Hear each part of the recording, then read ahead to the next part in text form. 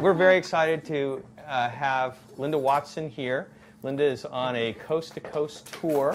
Thank you very much. And I know you read that she is Cook for Good. That's the name of her website, cookforgood.com. And she's headed to a conference in Portland, is that right? That's right. The International Association of Culinary Professionals. And she has a very interesting background, which I'm sure she will share with you briefly because I think it's fascinating, which all has led to the type of program that she tries to communicate to everyone, which is cooking good food, healthy food, green food in as efficient a time period as possible.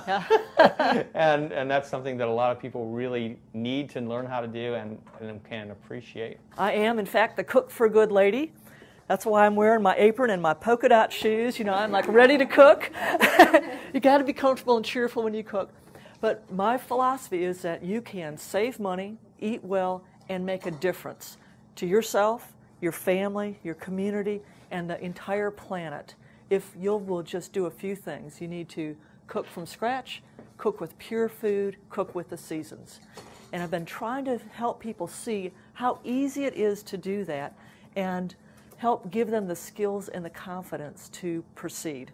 The Cook for Good meal plan has got seasonal menus, recipes that go with it, and shopping lists to make it easy for somebody who really hasn't cooked from scratch before at all to know, what do I buy at the grocery store? What do I do with it? How do I make the best use of, say I buy a 5-pound bag of flour. Do I buy 6 different kinds of flour and now I have all this extra flour around? If I'm on a budget, I can't afford to do that. So I've optimized the shopping list and the cooking plan so they're all really efficient and take good use of your money and your time. So Cook for Good basic plan, we think, well, where do you get your basic protein and your nutrition? We have beans almost every day. I love beans, and the variety is just enormous. I mean, you have the French lentils, you have the chickpeas, which are, you know, large and pale. You have kidney beans, black beans. You can bake them, roast them, mash them, do all sorts of things with it. So sometimes people say, there's no variety in your food, and I think, are you kidding me? Compare that to meatloaf every Wednesday? That's like a completely different world. 5 hours a week of cooking, that's just, I can't possibly do that. That's way too much time. And I said, but excuse me, I'm going to decide where to go for dinner. Honey, where do you want to go for dinner? Oh, I don't care. Well, we went there last night. On and on. So it takes them 5 minutes to decide where to go to dinner. Then they have to find their car keys, and they drive there, they wait, they pay, on, and it just takes forever. They get their food, now they eat their food. Everybody eats food. But then you have to pay, you have to come home. It all adds up actually to more than 5 hours a week. So we're almost done with these pears here, and they look so beautiful even when you're just putting them in the pan here. I'm going to show you what these look like.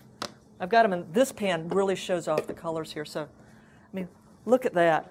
You know, you bring this out to your people come out and they just see that you're doing this in the kitchen and they're already thinking about what a fabulous dinner. And isn't that nice? You have such awesome kitchen equipment here too. So now I'm making this really scrumptious, that's almost like a marinade. It's got the brown sugar, the cinnamon, a little bit of water. I'm just going to stir that up here using my tablespoon because that's going to work just fine. I bet there's actually a whisk over here somewhere. Nope, I'm just going to do this. This will work out well. And this will give the pears, they won't dry out, they'll absorb some of the flavor, and it sort of steams the pears. So you're getting this fantastic flavor with no added fat. You notice I'm not adding any fat at all to this. So I'm going to pour this over the pears. Do I have a way to cover this? Maybe some aluminum foil? Parchment paper would be fabulous, yes. That's great. I'm sure that'll be fine. And we're just going to pop these in a 350-degree oven for some period of time. What does it say here? 45 minutes. Good. Oh, good. Good, good. And I'm going to stay out of the way here a little bit. Rose is just, look how beautiful.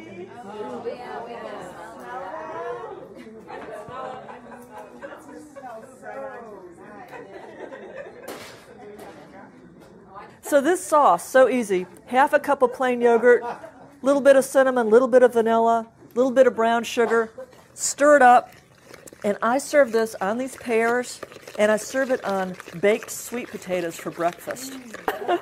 But you just whisk this up and dab it over the pears.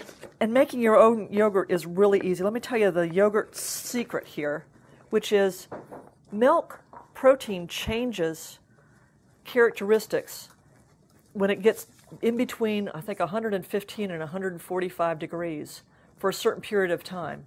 And the food was really Was it good? tasty. That was good food, yeah. Yeah, I mean, Yeah. cooking in a tiny little kitchen Yeah. for 25 people and talking at the same time, it was great. Thank you. Thank you so much.